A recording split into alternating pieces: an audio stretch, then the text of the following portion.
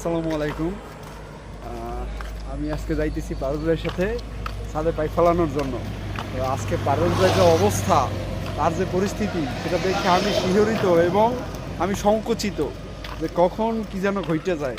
যে বাড়ি ছাদে পাইপ ফেলাইতে যাইতেছি সেই বাড়ি যদি ওই ধরনের কোনো সুন্দর মেয়ে থাকে, তাহলে তো মনে করেন আজকে পারভেজ ভাইয়ের প্রেমে মনে করেন হাবুডুবু খাইবে।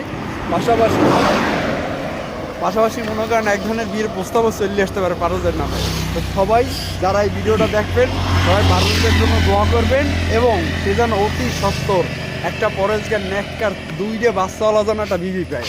ঠিক আছে ভাই যা করলেন ভাই, ঠিক আছে, লাস্টে কি কইলেন ভাই? লাস্ট কথাটাই কি কইলেন ভাই?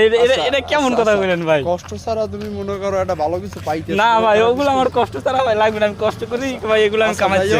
আমার কথা ভুল হয়েছে। আপনারা একটা কাজ করেন, আপনারা ওই